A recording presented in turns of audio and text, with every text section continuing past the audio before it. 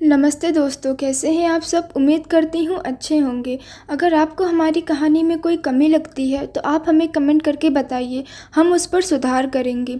और प्लीज़ हमारा channel subscribe कर लीजिए। चलिए बढ़ते हैं इस कहानी के अगले भाग की तरफ। एक दिन आरुषि के कॉलेज से उसके सहपाठी और एक लौती मित्र सुप्रिया उसके घर आई।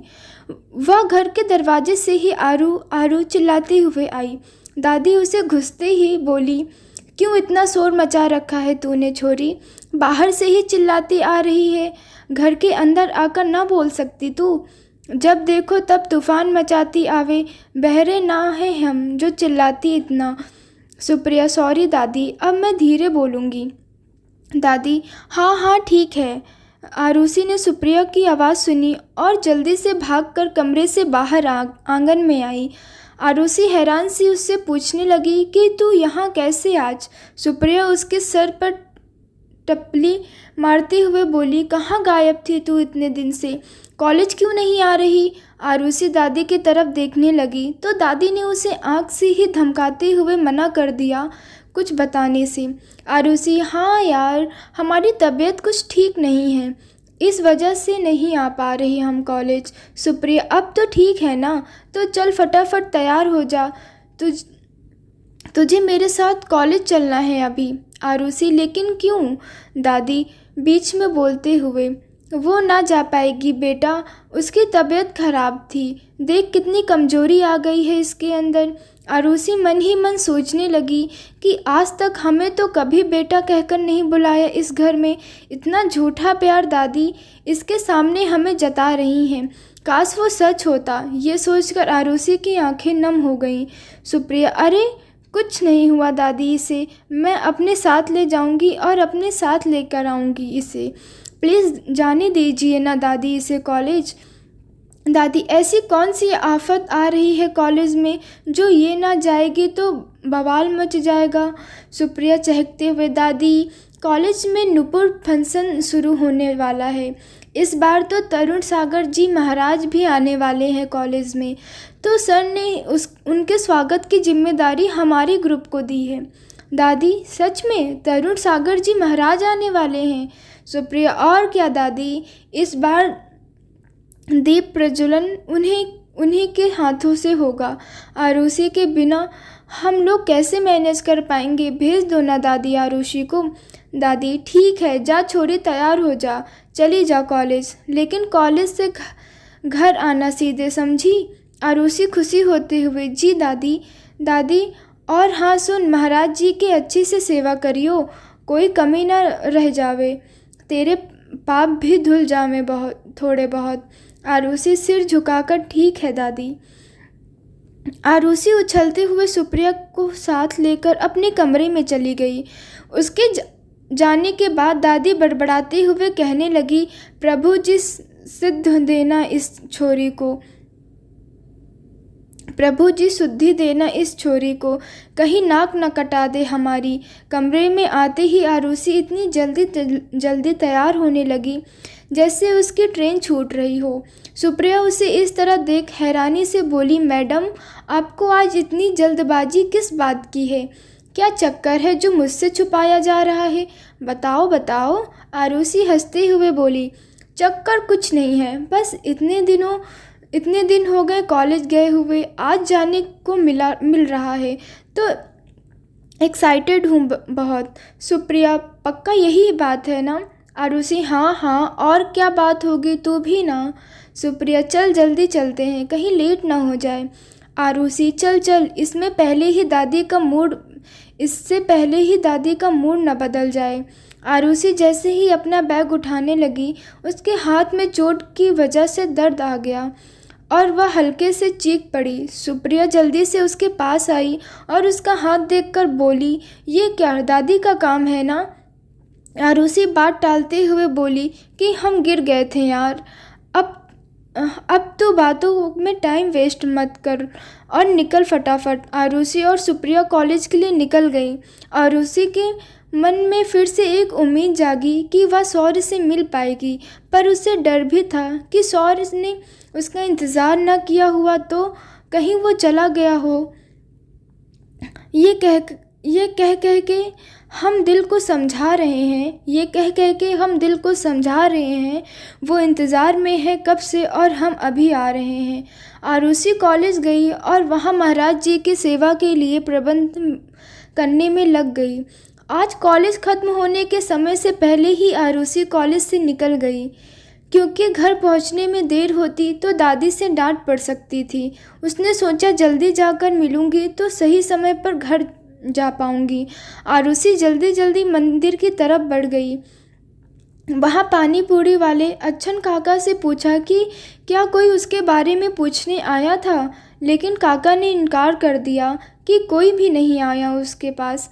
आरुषि के मन को इस बात से थोड़ी सी ठेस पहुंची। वह सोचने लगी कि शायद सौर्य उसके लिए आया ही नहीं। एक बार तो आरुषि ने वापस जाने का फैसला ले लिया, पर उसके दिल के किसी कोने में यह आस अभी भी जिंदा थी कि सौर्य ने कहा था कि वह इंतज़ार करेगा, मतलब करेगा। वह हमें धोखा नहीं दे सकता।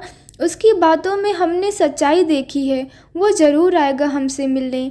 आरुषि उम्मीदों के पुल बांधे चंद्रगिरी वाटिका की तरफ चल दी। सकपकाए कदमों से वह वाटिका के गेट पर पहुंची। उसे डर था कि इस बार भी कहीं उसका दिल न टूट जाए। छोटे छोटे कदमों से वह उसी जगह गई जहां वह आखिरी बार सौर्य से मिली थी। उस जगह को देखकर आरुषि को एक धक्का सा लगा, क्योंकि सौर्य वहां नहीं था। वह भूत बनी वहां खड़ी रह गई। एक ही पल में उसके डर ने उसे इस कदर जकड़ लिया कि उसकी आंखों से एक आंसू निकल गिरे, मगर उसका दिल आज आईने की तरह टूट सा गया। आरुषि उस जगह घुटनों के बल बैठ गई और रोते हुए कहने लगी, तुमने हमसे झूठ कहा सौर्य कि तुम हमारा इंतज़ार करोगे। हम मजबूर थे सौर्य, लेकिन आप क्यों नहीं आए सौर्य? हमारा मन ये मानने को ही तैयार नहीं कि आप हमें इस तरह छोड़ सकते हैं, पर सच तो यही है कि वो सब सिर्फ और सिर्फ बातें थीं। आरुषि सिर नीचे कर फूट फूट कर रोने लगी। छन से जो टूटा कोई सपना, जग सुना सुना लागे, जग सुना सुना लागे, कोई रहे न जब अपना। काफ़ी देर वह रोने के बाद आरुषि ने खुद को संभाला और अपने आंसू साफ करते हुए बोली, जो हुआ उसे बुरा सपना समझकर भूल जाओ आरुषि। जब तुम्हारे घर वाले तुमसे प्यार नहीं करते तो बाहर वालों से क्या उम्मीद रखती हो? और तुम जानती ही कितना हो सौर्य के बारे में। अपना सच अपना लो कि तुम्हारी किस्मत में प्यार नहीं है। इसमें तुम्हारी भलाई है आरुषि। आरुषि बड़बड़ा कर उठ खड़ी हुई और वापस जाने के लिए मुड़ी। वह नज़रें नीचे किए घर के लिए निकल पड़ी। जैसे ही वह वाटिका से बाहर निकलने वाली थी, वाटिका के गेट पर एक लड़के से टकरा गई। टकराने की वजह से आरुषि उस लड़के की बाहों में जा गिरी। गिरने के डर से आरुषि ने अपनी आंखें एकदम टाइट बंद कर ली और उस लड़के का हाथ कसकर पकड़ लिया। आरुषि को इस तरह देखकर वह मुस्कुराते हुए बोला, आंखें खोलो ज्वालामुखी, तुम बच गई। ज्वालामुखी सुनते ही आरुषि एकदम चौंक गई। आरुषि ने धीरे से अपनी आंखें खोली और सामने सौर्य को देखा। उसकी खुशी का ठिकाना ही नहीं रहा। उसके मुंह से अनायास ही निकल गया, सौर्य तुम। इतना कहकर वह सौर्य से लिपट गई। सौर्य ने भी उसे अपनी बाहों में जकड़ लिया। कुछ देर बाद आरुषि सौर्य से अलग हुई और नज़रें चुराने लगी।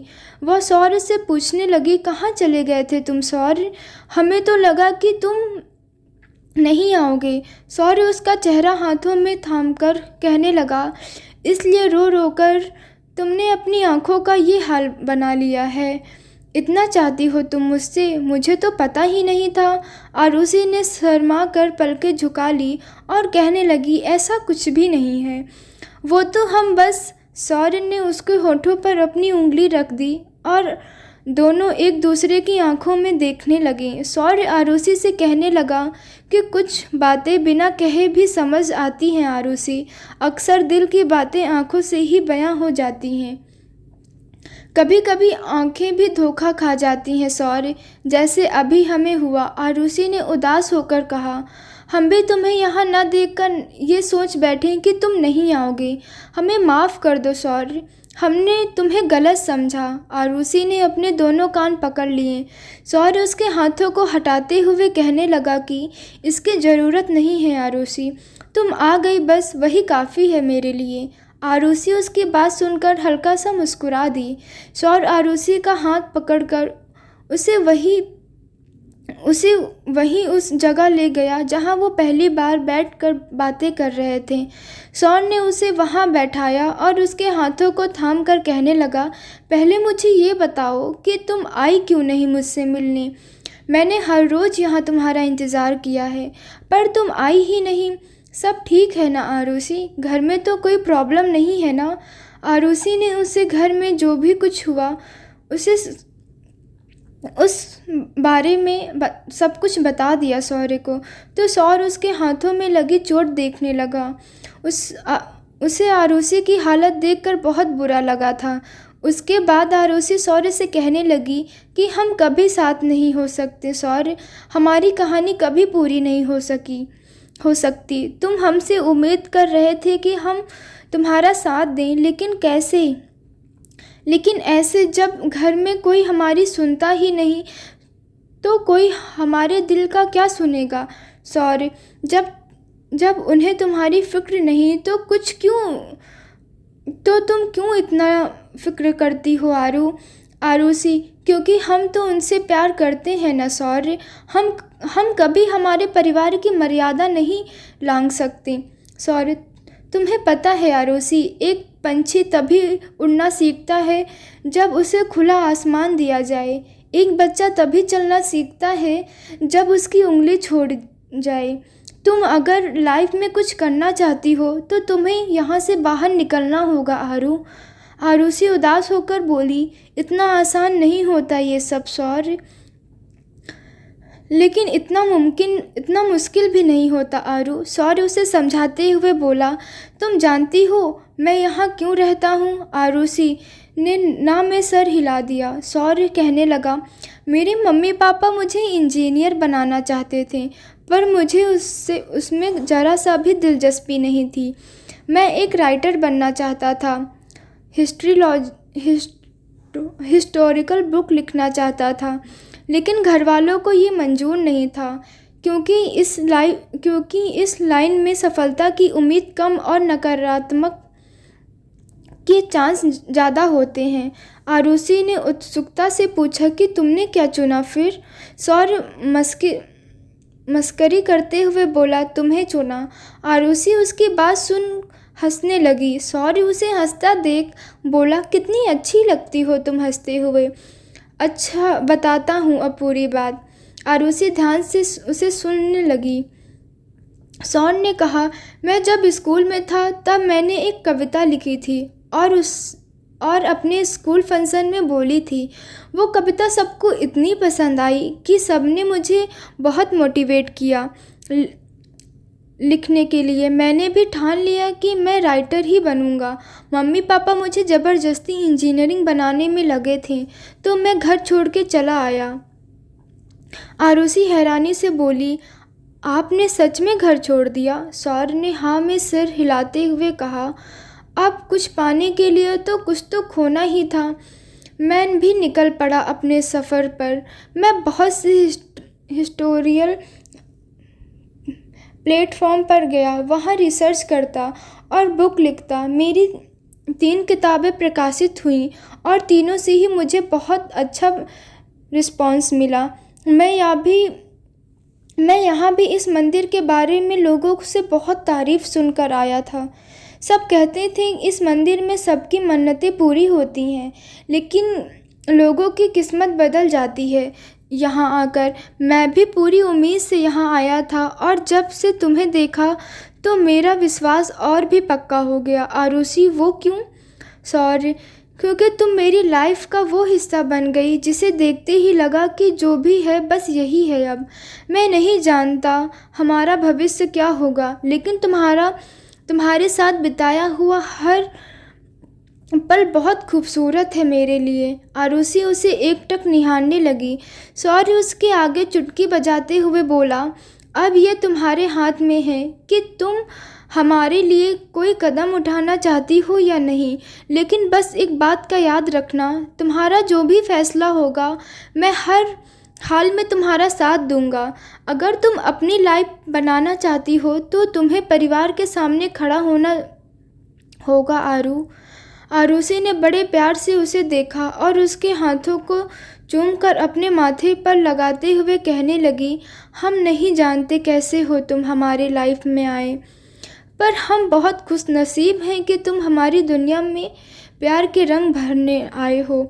सौर्य ने उसकी तरफ हाथ बढ़ाते हुए पूछा, क्या तुम दोगी मेरा साथ तुम्हारी दुनिया क्या तुम दोगी मेरा साथ हमारी दुनिया बसाने में?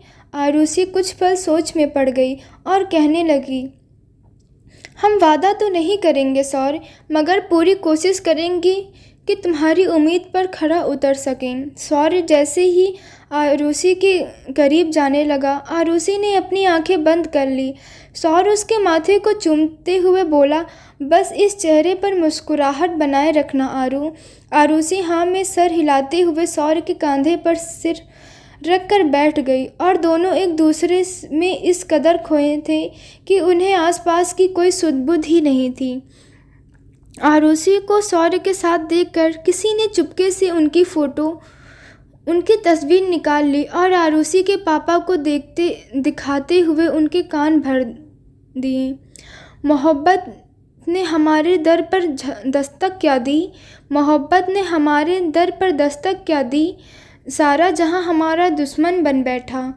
अनजान थे हम आने वाले तूफान से, गुम थे हम तुम्हारी बाहों में, तो अनजान से हमें क्या लेना देना, तो अंजाम से हमें क्या लेना देना।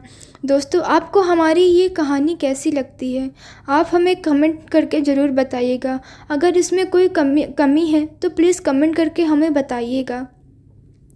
आरुषि की ज़िंदगी में आने वाला तूफ़ान से क्या हो जाएगी दोनों की ज़िंदगी तबाह?